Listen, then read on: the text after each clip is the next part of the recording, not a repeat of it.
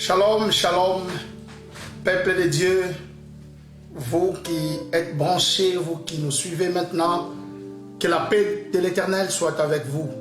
Merci pour votre présence dans cette conférence et dans la continuité de cette conférence et si bénie sur les 4 dimensions de l'esprit de l'homme. Et nous sommes en train de parler des choses très importantes, des choses très utiles, et nous savons que le Seigneur est avec nous. Une fois de plus, que la paix du Seigneur soit avec vous. Aujourd'hui, nous voulons parler de la deuxième dimension de l'esprit de l'homme. Bien-aimés, nous avons dit que le mot esprit vient des 4 mots hébraïques. Et le premier mot, c'était Roua. Et aujourd'hui, nous voulons parler du deuxième mot. Et dans ce deuxième mot, découle une dimension importante de l'esprit de l'homme. Le deuxième mot, d'où vient le deuxième mot hébraïque, et d'où vient le mot esprit, c'est Nefesh. Aujourd'hui, je vais parler de Nefesh. Nefesh, c'est traduit par lumière. Quand on dit en hébreu Nefesh, on parle de l'esprit, mais en termes de lumière. Donc le mot Nefesh se trouve 682 fois dans la Bible. Donc quand la Bible parle de l'esprit, dans bien des places, le mot esprit équivaut au mot vient du mot Nefesh. 682 fois. Donc la Bible parle beaucoup de l'esprit en termes de Nefesh. Parce que c'est très important, c'est cette étymologie. Vous savez, l'esprit de l'homme est une lumière. Et voilà pourquoi, quand le Seigneur nous a donné l'esprit, cela veut dire qu'il a mis en nous une lumière. La Bible dit clairement d'ailleurs que le Dieu que nous prions, c'est un Dieu des lumières. Jacques chapitre 1 verset 17 dit clairement que toute grâce excellente et tout don parfait descendent d'en haut, du Père des lumières, du Père des lumières, au pluriel, du Père des lumières, chez lesquels il n'y a ni changement, ni ombre de variation. Donc Dieu est le Dieu des lumières. Quelles sont ces lumières? Ces lumières sont moi, sont toi et moi. Donc tout le monde, les hommes, nos esprits sont des lumières. C'est-à-dire, Nefesh veut simplement dire lumière. Et Nefesh est la lumière de Dieu qui donne à l'homme sa particularité humaine. C'est-à-dire quand Dieu a créé l'homme, il a mis en l'homme un esprit, il a soufflé dans l'homme. Et ce souffle, la Bible dit que quand Dieu a soufflé dans l'homme, et l'homme est devenu une âme vivante.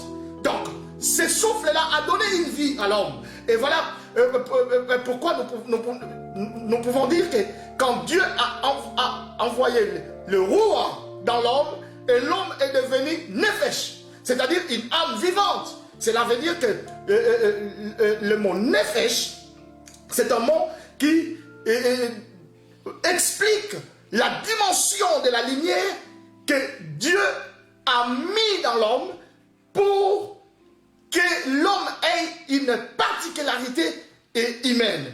Voilà. C'est cette dimension ou c'est ces mots, c'est cette partie qui différencie l'homme des autres créatures. Vous voyez, l'homme est différent de toutes les autres créatures à cause de Nefesh, à cause aussi de Nefesh. Parce que l'homme, c'est vrai, a été créé par Dieu. Dieu a créé toutes les autres choses par la parole. Il a parlé et la chose est arrivée.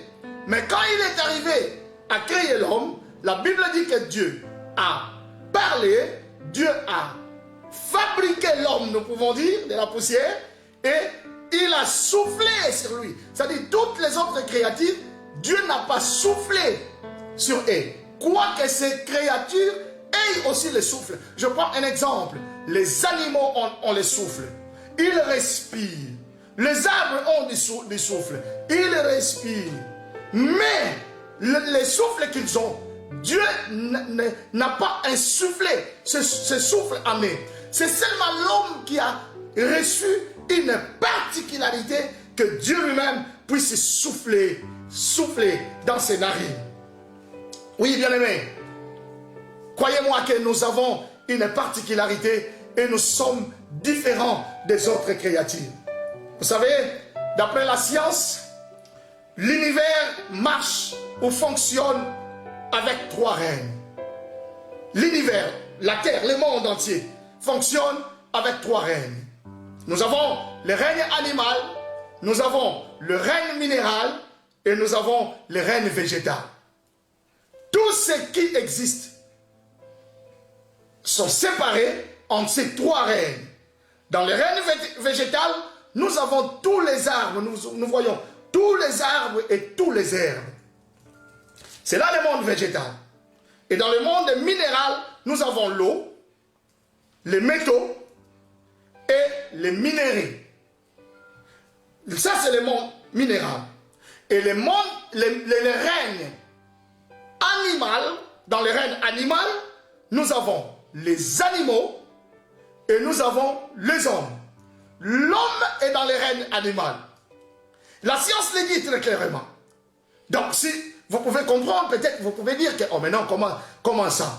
Comment l'homme doit être dans le règne animal? Oui, parce que l'homme, en réalité, c'est un animal. Oh là là, c'est un animal. C'est un animal. Et comme je viens de dire, l'homme, c'est un animal social. Voilà. Il est dans le règne animal. Je vais bien expliquer ça pour que vous puissiez comprendre. Mais bibliquement parlant, il y a un 4e règne qu'on appelle le règne spirituel, où fonctionnent tous les esprits. Mais l'homme se trouve dans le règne animal. En réalité, l'homme, c'est un animal social, un animal intellectuel, un animal supérieur, un animal spirituel. Quand je dis que l'homme c'est un animal, je ne vais pas dire que l'homme vient de l'animal. Non, je ne crois pas à l'évolution de l'homme, c'est-à-dire que l'homme est venu du singe. Non, non, non, non. L'homme a été créé par Dieu, mais il se trouve dans le règne animal. Vous pouvez dire que, mais écoutez, prophète, qu'est-ce que tu nous dis? Mais je vous dis vrai que l'homme est dans le règne animal. L'homme, c'est un animal spirituel. Parce que l'homme possède l'esprit conscient. Les animaux ont l'esprit inconscient. Parce que, voilà pourquoi nous pouvons dire que les animaux ont une âme comme l'homme, mais cependant, les animaux ont une âme inconsciente, l'homme a l'âme consciente. Consciente, j'allais dire. Donc, l'esprit de l'homme, c'est un esprit conscient. Et cette partie qui donne la conscience à l'homme, c'est ça qu'on appelle nefesh. Nefesh, c'est l'esprit conscient. Et dans notre esprit, nous n'avons pas seulement, notre esprit n'est pas seulement Ruah, mais notre esprit est aussi nefesh. Et c'est le nefesh qui nous distingue de tous les animaux inconscients.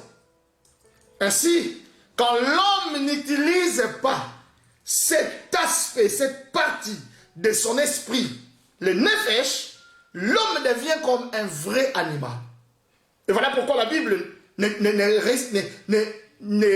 résiste même pas d'appeler quelqu'un qui n'a pas Jésus, qui n'a pas Dieu dans sa vie. Et la Bible l'appelle un homme animal. La Bible dit que l'homme animal ne connaît pas les choses de l'esprit, n'accepte pas les choses de l'esprit, parce que c'est une folie pour lui. Et il ne peut les connaître, parce que c'est spirituellement qu'on en juge. La Bible dit, la Bible appelle l'homme animal. 1 Corinthiens chapitre 2 verset 14 dit l'homme animal. À l'état naturel, l'homme est un animal. Un animal spirituel, un animal social, un animal intellectuel. La seule différence que l'homme n'agit pas par instinct comme les animaux, mais l'homme a la partie intelligente que les animaux n'ont pas. Voilà, bien-aimés, quand nous n'utilisons pas notre esprit, dans cette deuxième dimension, nous sommes comparables aux animaux. Ainsi, si vous voyez la Bible, vous allez comprendre que la Bible compare toujours l'homme à l'animal, tant dans l'Ancien Testament que dans le Nouveau Testament. Quand on parle de l'homme, on parle de l'animal. On parle d'abord de l'animal. Et d'ailleurs, si vous lisez bien la Bible, vous allez voir que la Bible donne même des leçons. Dieu donne même des leçons à l'homme, hein, en citant les animaux. Par exemple, quand la Bible dit clairement à l'homme de considérer, d'aller vers la fourmi, pour avoir de l'instruction. Vous voyez, donc l'homme, c'est ça son monde, c'est ça son terrain. Jésus lui-même, Jésus notre maître, Jésus lui-même a été tour à tour présenté dans la Bible comme un lion. C'est un animal. Le lion de la tribu de Juda. Nous le disons, il est le lion de la tribu de Juda. Non, il n'a pas été présenté comme un arbre. Jésus n'est pas... il est présenté beaucoup plus comme un animal, comme un lion. Ou comme un agneau. L'agneau de Dieu qui ôte les péchés du monde. Oui, les 4 êtres vivants dans Apocalypse chapitre 5, les 4 êtres vivants sont présentés en forme d'animaux. Donc, nous pouvons dire que l'être humain, c'est vrai, c'est un animal spirituel. Il est dans le règne animal, sauf il n'est pas animal. C'est un animal intelligent. Et voilà pourquoi, bien aimé, il est important d'avoir Jésus dans sa vie, d'accepter Christ comme Seigneur et Sauveur. Sinon, qu'on le veuille ou pas, on est un homme animal. Oh, gloire au Seigneur. Parce que tous ceux qui me suivent ce soir ne sont pas des hommes, ne sont pas des hommes animaux, mais sont des hommes spirituels. Sont des hommes spirituels. Laissez-moi vous dire, bien-aimés, je dis des choses peut-être, parfois ça peut vous choquer, mais ce sont des choses très importantes et c'est ça qui va nous aider. L'être humain est moins doué que l'animal. Si vous regardez bien les choses, vous allez comprendre que l'être humain est moins doué que l'animal. S'il n'utilise pas la partie humaine de son esprit. Donc le nefesh, c'est la partie humaine de l'homme. Si on enlève cette partie, c'est l'esprit, en termes de nefesh, l'homme devient vraiment un vrai animal. Mais cette partie intelligente, cette partie humaine, si l'homme n'utilise pas ça, l'homme agit comme un animal. Oui, le nefesh, la deuxième dimension, est très très important. Le nefesh est la partie naturelle de l'homme, et la partie humaine de l'homme, et la partie consciente de l'esprit de l'homme, la partie naturelle de l'esprit de l'homme, la partie humaine de l'esprit de l'homme, la partie consciente de l'esprit de l'homme. C'est ça le nefesh. Et cela met l'homme au-dessus des animaux. Au-dessus des animaux. Bien aimé, si nous avons reçu quelque chose de particulier de la part de Dieu, c'est l'esprit qu'il a mis en nous. C'est ça qui fait notre différence. Parce qu'en fait, laissez-moi vous dire, naturellement, l'homme est moins faible que tous les animaux. Je disais que les animaux sont plus forts que l'homme. Naturellement. Vous pouvez ne pas croire à ce que je dis, mais je vais vous le montrer, que les animaux sont plus forts que l'homme. Laissez-moi vous donner quelques exemples qui vont vous éclairer. Les animaux peuvent voler plus haut, mais l'homme n'en peut. L'homme ne peut pas. Si tu vois un aigle ou les oiseaux, ce sont des animaux, ils volent, ils peuvent aller sur les hauteurs. Mais écoutez, lesquels des hommes peuvent voler sur les hauteurs, à moins qu'ils deviennent sorciers et qu'ils commencent à voler, et les sorciers quand ils vont, personne ne les voit, c'est par la puissance satanique. Mais moi je peux vous dire que avec Dieu nous pouvons voler plus que les sorciers. Gloire au Seigneur. Les animaux peuvent voler, plus haut que l'homme. L'homme ne sait pas voler. Les animaux peuvent courir plus longtemps et plus loin. Plus longtemps possible. Donc, les animaux ont, comme nous disons en anglais, les stamina. Les animaux ont ces souffles-là plus que les hommes. Un animal peut courir pendant des heures. Mais l'homme, s'il court, et d'emblée, il est fatigué. Les animaux peuvent rester longtemps dans l'eau, plus que l'homme. Il y a des animaux qui peuvent rester longtemps dans l'eau, plus que les hommes. L'homme ne peut pas faire ça. Donc, naturellement, les animaux sont plus forts que les hommes. Voilà pourquoi même, il y a des animaux, quand l'homme les rencontre, l'homme doit fouiller. Parce que ces animaux sont plus forts que l'homme. Les animaux peuvent fonctionner longtemps sans manger ni boire. Mais l'homme, non.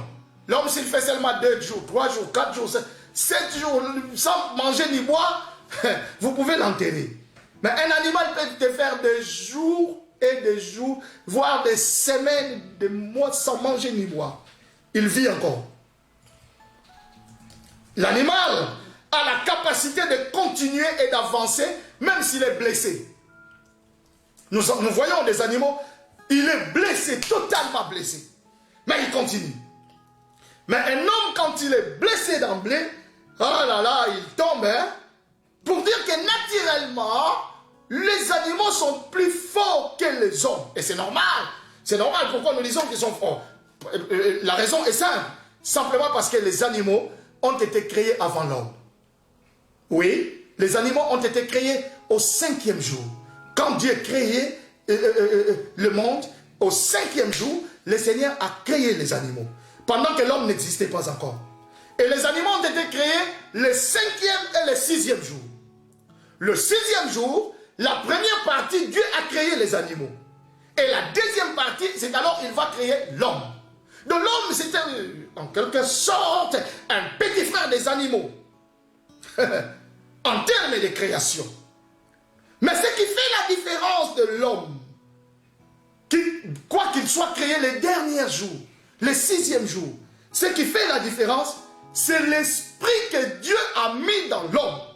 C'est ça qui donne à l'homme la supériorité sur toutes les créatures que Dieu a faites. Sinon, naturellement, l'homme est faible. Mais l'esprit qui est en l'homme, c'est ça qui fait la force de l'homme. Oui, il est créé, l'homme est créé le 6e jour, donc en dernière position. Et Dieu l'a fait exprès pour que l'homme vienne comme roi de toutes les créatures de Dieu. Oui, parce que c'est le chef qui entre en dernier. Tout le monde est déjà là, les chefs arrivent. Écoute, tu es roi sur la terre. Et tu dois seulement activer ton esprit pour que tu vives la dimension de la royauté que Dieu a mise en toi. Il faut que le nefesh fonctionne normalement. Le nefesh. Le nefesh n'est pas simplement l'étymologie du mot esprit, mais aussi c'est toute une dimension ou un degré où notre esprit peut fonctionner. C'est-à-dire, l'esprit de l'homme peut fonctionner dans la dimension de nefesh. L'esprit de l'homme peut opérer dans la dimension de nefesh. Vous savez, nous disons que nefesh, c'est la lumière. Cela veut dire que l'homme, c'est une lumière. Parce que Dieu, c'est le Dieu des lumières. En fait, la Bible dit très clairement, dans Proverbe chapitre 20, verset 27, la Bible dit que l'esprit de l'homme est la lampe de l'Éternel. L'esprit de l'homme est la lampe de l'Éternel. La Bible le dit clairement. L'esprit de l'homme est la lampe de l'Éternel. Proverbe chapitre 20, verset 27. Donc, pour dire que mon esprit, c'est une lampe que Dieu a mise en moi. Et si je comprends que moi, je suis une lumière, une lampe, je dois carburer dans cette dimension. Donc, je dois éclairer. Donc, je dois faire des choses comme un enfant. De la lumière.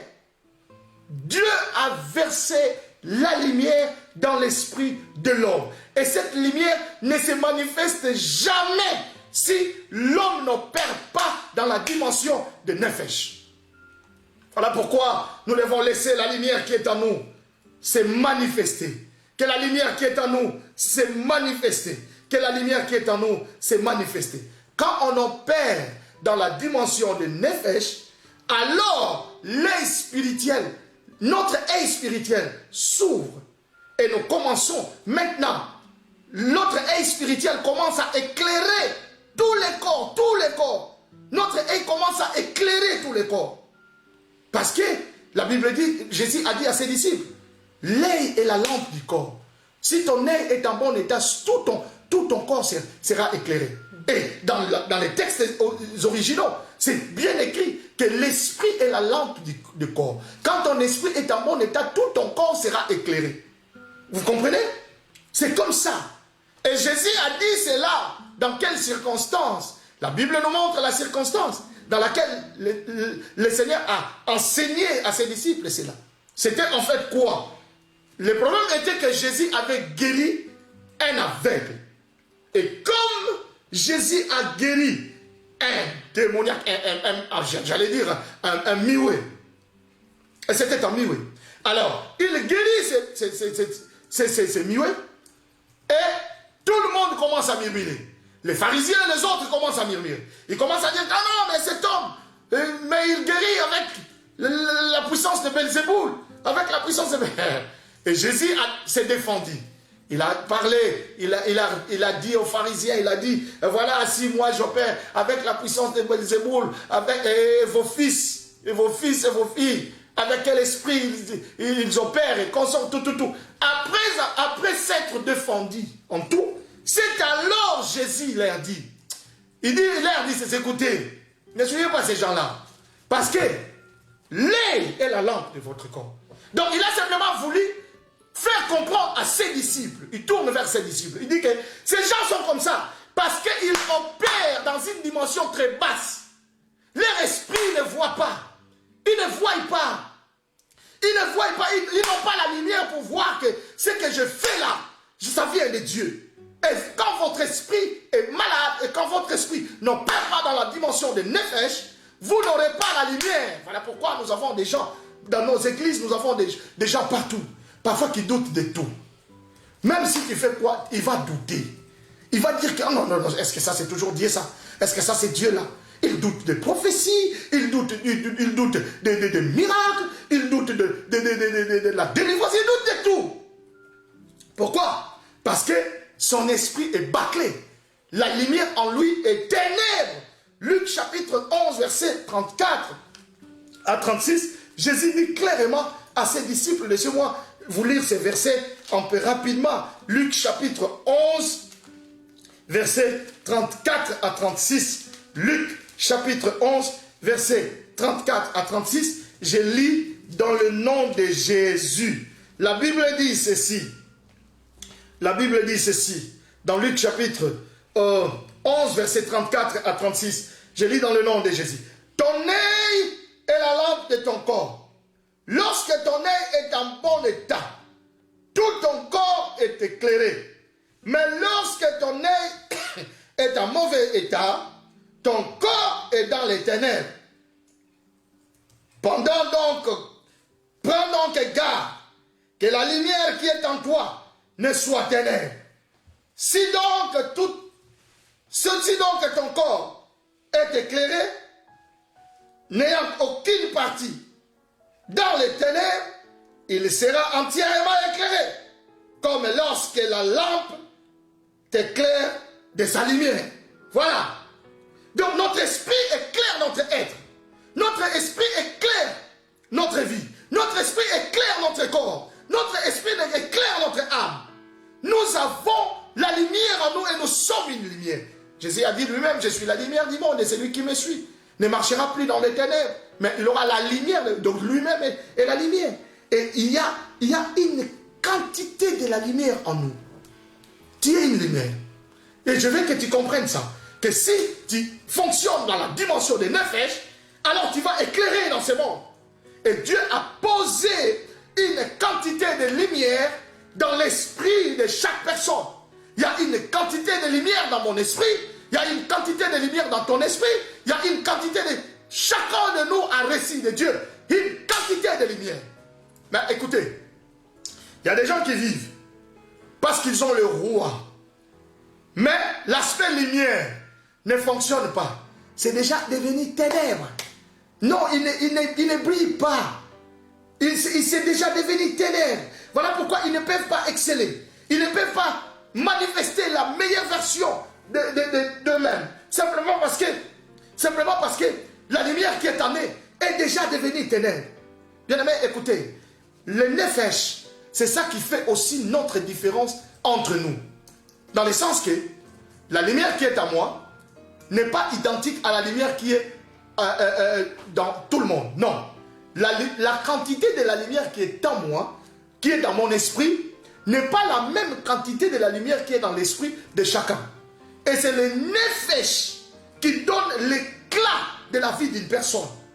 Et bien aimé, notre progrès, notre succès, notre réussite dans ce monde dépend de l'éclat que nous émettons. Et cela est important. Cela est très très important. Chacun a son éclat. Voilà pourquoi ne cherche pas à imiter tout le monde. Ne cherche pas à faire comme les autres. Simplement parce que toi tu as ton éclat et chacun a son éclat. L'homme est une étoile que Dieu a posée sur la terre. Et l'homme est clair. L'homme brille. L'homme se manifeste. L'homme, c'est un être qui se manifeste. Et voilà pourquoi ta lumière doit se manifester. Ta lumière doit se manifester. La Bible dit dans 1 Corinthiens chapitre 15, versets 40 à 41, que c'est vrai, les étoiles se différencient par leur éclat. Et les hommes se différencient aussi comme ça. Et quand on parle des hommes, en fait, et je lis le verset 40 et le verset 41 de 1 Corinthiens chapitre 15. La Bible dit, il y a aussi des corps célestes et des corps terrestres. Mais, autre est l'éclat de corps célestes, autre est l'éclat de corps terrestres. Les corps terrestres ont de l'éclat. Tu as de l'éclat. Quand tu marches là, les gens te voient. Ils te voient peut-être mal habillé. Ils te voient comme parfois tu parles un mauvais français, un mauvais anglais. Tu n'as pas une langue que tu parles bien. Pas de problème. Mais l'éclat que tu dégages peut être au-delà des langues de ce monde. Oui, la Bible dit que les corps terrestres ont des éclats. Ça, c'est le verset 40. Et le verset 41 dit ceci. Autre est l'éclat du soleil, autre l'éclat de la lune, et autre l'éclat des étoiles. Même une étoile diffère en éclat d'une autre étoile. Ah oui, c'est-à-dire, il y a des gens qui, dans leur esprit, ils ont l'éclat du soleil. Il y a des gens qui ont l'éclat de la lune. Il y a des gens qui ont l'éclat des étoiles. Oui. Oui. Vous savez, il y a certaines personnes dans ce monde qui doivent toujours être dépendants. Ils doivent dépendre des gens. Pourquoi? Parce que ils ont l'éclat de la lune. En réalité, la lune ne donne pas.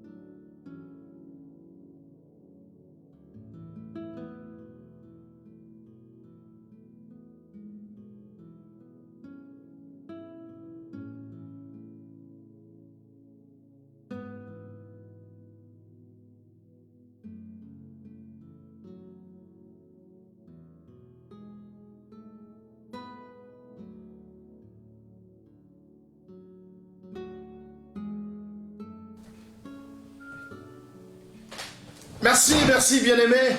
Merci d'être patient. Nos sincères excuses pour ces petits incidents qui en fait, un souci technique que nous avons eu, mais ce n'est pas grave. Et nous continuons notre enseignement à la mesure du possible. Je parlais des éclats. Je disais que nous sommes différents en éclats. Il y a des gens qui ont l'éclat des lignes. Oui, c'est-à-dire la ligne ne brille pas, la ligne n'éclaire pas. La ligne reçoit simplement l'éclat de la lumière du soleil pour éclairer. Il y a des gens comme ça qui doivent toujours être éclairés par d'autres personnes. Parce que le Seigneur a fait le monde comme ça. Oui. Voilà pourquoi la Bible dit que par ta lumière, nous voyons la lumière. C'est-à-dire, il y a des gens qui par leur lumière, les autres voient la lumière. Donc l'esprit des autres personnes sont alimentés à cause de la lumière qu'ils ont. Et ils ont. Donc, pour dire que, quand tu comprends toutes ces choses, tu ne dois pas te tracasser. Parce que ton éclat, c'est ton éclat. Et ce qui fait ta différence sur la terre, c'est l'éclat de ton esprit. Et que le Seigneur t'aide afin que ton esprit ait un éclat puissant, un éclat fort, un éclat tangible dans le nom de Jésus-Christ Nazareth. Dans le nom de Jésus-Christ Nazareth. Bien-aimés, je vais vous montrer rapidement comment développer votre esprit conscient, c'est-à-dire votre nefesh. Pendant que vous vivez, pendant que nous vivons, comment nous pouvons faire pour travailler dans la dimension de nefesh, pour que notre nefesh soit développé et que nous allions dans une autre dimension beaucoup plus meilleure que ça.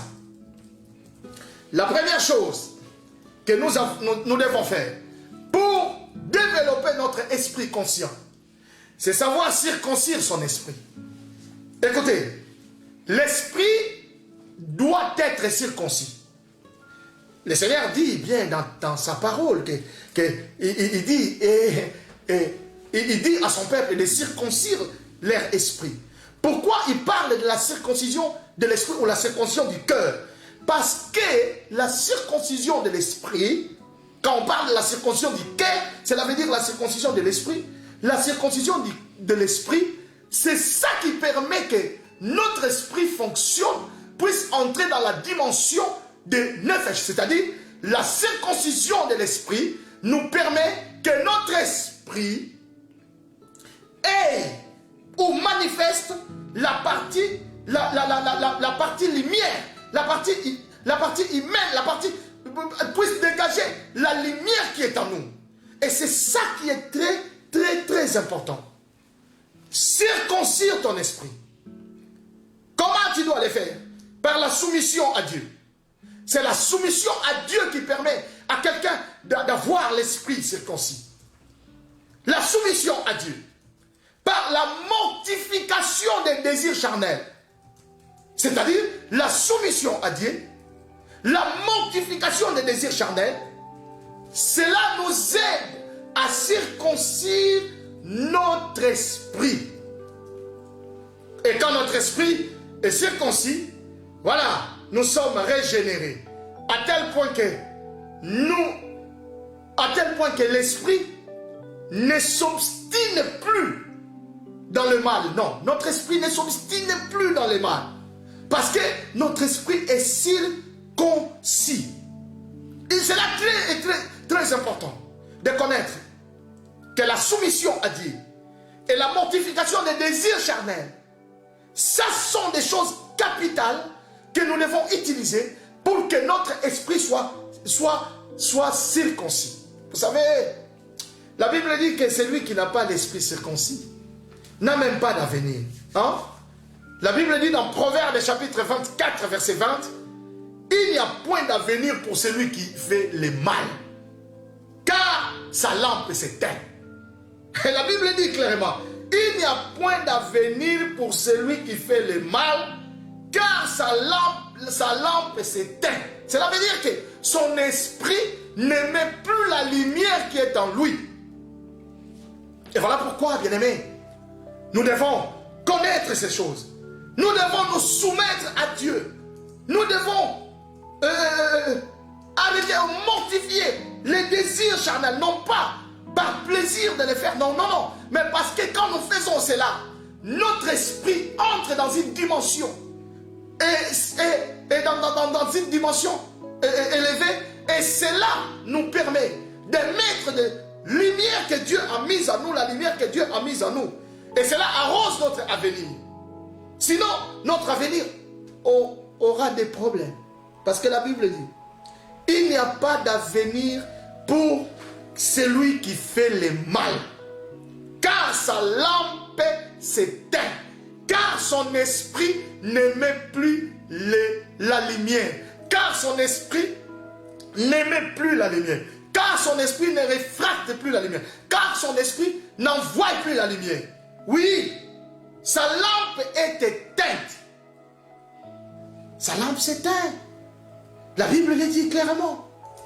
Voilà pourquoi nous devons circoncire notre esprit. Oh bien-aimé, je veux que tu comprennes ces choses. Que si tu te soumets à Dieu et tu mortifies tes désirs charnels, oui, ton esprit transcende dans une dimension. Et ça, c'est très important. C'est très important.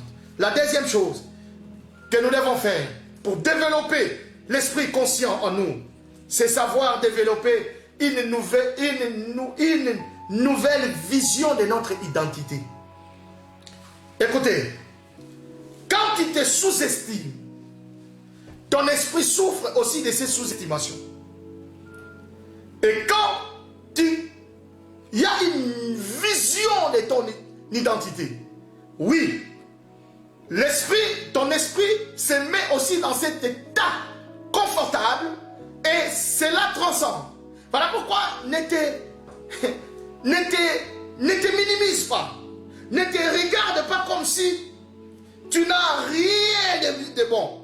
Tu dois savoir que toi, tu as une personnalité, tu as une identité. Et tu dois toujours savoir que même si, par exemple, les choses ne marchent pas d'un moment à l'autre, ok, mais comprends simplement que tu as une identité à protéger. Il faut avoir toujours une nouvelle vision de ton identité. Tu es une femme forte, tu es un homme fort, en dépit de tout ce que tu peux traverser, tu dois te voir que tu es. Parce que quand tu te vois, ton esprit se met à cet état de confort et ton esprit transcende dans la dimension, dans une nouvelle dimension. Ça, c'est la chose que tu dois savoir. Self-esteem. Il faut que tu aies vraiment l'estime de toi et que tu comprennes que non, je peux faire quelque chose. Je peux. Tu peux, oui, c'est possible. Et cette attitude-là, cette nouvelle vision de votre identité va nous permettre que notre esprit transcende dans la nouvelle dimension. Troisième chose, savoir se connecter aux hommes et ressources. Écoutez, tous nous ne sommes pas identiques. Le Seigneur a mis dans le monde des hommes qui sont des hommes ressources. C'est-à-dire des hommes à qui nous devons nous ressourcer. Des hommes chez qui nous devons puiser. C'est-à-dire, tu dois localiser et connaître que cette personne ici, c'est une personne, c'est un homme ressource pour moi. Voilà pourquoi, bien-aimé, tu dois faire très attention avec tes connexions. Parce qu'il y a certaines personnes qui nous entourent qui sont inutiles. Voilà. Ils sont inutiles. Mais cependant, il y a des gens, parfois, qui nous entourent, qui sont capables de booster notre esprit pour un avenir meilleur. Il y a des gens, quand tu es avec lui, tu es boosté. Et tu vas te sentir vraiment poussé à une dimension, à une grandeur. Parce que sa façon de voir les choses et ce qu'il connaît, ce qu'il fait. Et tu peux comprendre que non, je dois me laisser être entouré des gens comme lui. Très, très important. Voilà pourquoi il y a des gens dans ce monde qu'on ne peut pas perdre. Tu ne peux pas perdre cette personne. Parce que pour toi, cette personne, c'est un homme ressource. C'est une personne ressource. Et tu ne peux pas abandonner cette personne. Hein? Parfois, il t'apprend beaucoup de choses. Et à travers lui, tu commences, tu comprends beaucoup de choses. Vous savez, laissez-moi vous dire ceci. Votre avenir se développe déjà dans le présent de quelqu'un. Hein?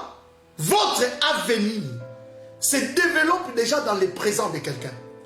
C'est-à-dire, ce que toi tu appelles avenir, pour certaines personnes, c'est déjà leur présent. Oui, c'est que tu as le niveau que tu as besoin d'atteindre. Beaucoup de gens l'ont déjà atteint. C'est leur présent. Toi, tu cherches à devenir comme ça, mais ils sont déjà comme ça. Et tu dois comprendre que non. Et je dois quand même me laisser être entouré des gens qui peuvent m'amener quelque part. Quand tu es entouré des hommes ressources, ton esprit est influencé et ton esprit va dans la dimension supérieure. Oui. Écoutez, si vous voulez devenir un bon mathématicien, vous ne devez pas vous laisser être enseigné par un historien. Non. Quoique ces derniers soient aussi un scientifique. C'est un scientifique, oui. Tu veux devenir un mécanicien, mais tu te laisses être enseigné par un cordonnier. Ça, c'est très grave. Il faut localiser qui sont des hommes ressources. Et quand tu es avec des hommes ressources, alors, à chaque fois que tu es avec ces gens-là, des gens comme ça, ton esprit est boosté. Et la partie lumière en toi commence à se manifester. Oui. Vous savez que le diable nous localise hein, à travers la lumière qui est dans notre esprit.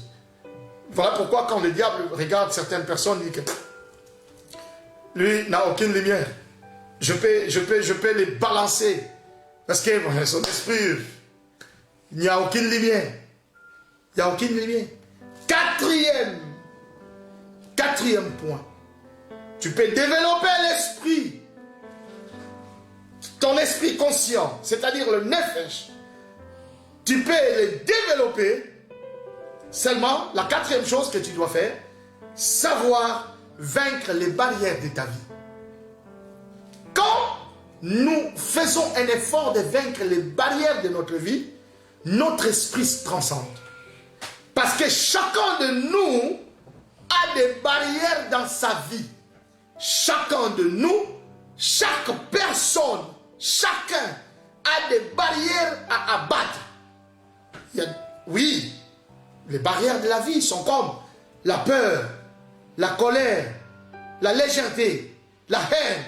Il y a des gens qui sont liés dans d'autres choses. Ce sont des barrières. Oui, tu es une bonne personne, mais le problème est que tu as la peur en toi. Et c'est toute une barrière pour ta vie. Tu as la haine. Tu ne pardonnes pas facilement. Non, tu as une légèreté que tu n'abandonnes pas. C'est une barrière. Tu as une colère impossible. C'est une barrière. Et quand tu sais vaincre les barrières de ta vie, tu localises les barrières de ta vie et tu commences à les vaincre. Ton esprit transcende et la partie lumière se manifeste. Oh, que le Seigneur t'aide pour que cela se manifeste en toi. Et le dernier point pour aujourd'hui, pour développer ton esprit conscient, c'est-à-dire le nefesh en toi, pour travailler dans la dimension, dans la deuxième dimension, il faut savoir développer la bienfaisance. Développer la bienfaisance. Bien aimé, vous savez, quand nous faisons du bien, même notre esprit réagit. Quand nous faisons du bien, notre esprit réagit. Et notre esprit transcende à cause du bien que nous avons fait. Voilà pourquoi la Bible dit, quand nous en avons l'occasion, tant que nous en avons l'occasion, faisons du bien aux gens, à tous. Hein? Galates chapitre 6, verset 10, la Bible dit, ainsi donc, pendant que nous en avons l'occasion, pratiquons le bien envers tous. Pratiquons le bien envers tous. Pratiquons le bien envers tous. Quand vous en avez l'occasion. Quand nous faisons du bien, nous croyons que nous faisons seulement du bien et ça passe. Non, non, non. Notre esprit capte tout ce que nous faisons. Et cela transcende notre esprit. Voilà pourquoi que celui qui fait beaucoup de bien progresse. Progresse. Et celui qui fait beaucoup de bien a la capacité, a la possibilité d'aller loin. Et c'est comme Jésus. Et la Bible dit, c'est lui qui allait de lieu en lieu, faisant du bien aux gens. Faisant du bien aux gens et guérissant les malades. Jésus ne guérissait pas seulement les malades, mais il faisait du bien aux gens. Oui, s'il faut acheter des choses pour les gens, je crois qu'il le faisait. D'ailleurs, il est arrivé à distribuer, à multiplier du pain et du poisson pour les gens qui sont affamés. Et voilà, il guérissait, il faisait du bien aux gens. Il faisait. Et la Bible ne parle pas trop de la nature de bien que Jésus faisait aux gens. Oui, la bienfaisance. La bienfaisance booste notre esprit pour que notre esprit transcende dans la dimension des nefesh et que cela s'explose dans cette dimension. Et quand nous faisons ces choses, alors notre esprit va dans la direction de la troisième dimension. Bien aimés, écoutez, suivez, continuez à suivre cette conférence le mercredi prochain à 20h. Ne manquez pas, parce que nous allons maintenant décoller dans la troisième dimension de l'esprit. Et c'est là où nous allons entrer dans la dimension divine. Et ça c'est une dimension extraordinaire. Parce que l'esprit de l'homme a la partie naturelle, a la partie humaine et a la partie divine. Et voilà pourquoi nous devons savoir booster notre esprit dans toutes les chambres de notre esprit pour que nous puissions être meilleurs. Que Dieu bénisse cette parole. Merci d'avoir suivi cette conférence. Que la grâce de Dieu soit sur vous et que le Seigneur vous amène à la grandeur, dans la dimension supérieure, dans le nom de Jésus-Christ. Merci d'avoir suivi cette conférence. Et nous sommes là chaque mercredi de 20h à 21h, heure de Londres. Que Dieu vous bénisse et que la grâce de Dieu soit sur vous. Je vous aime tous.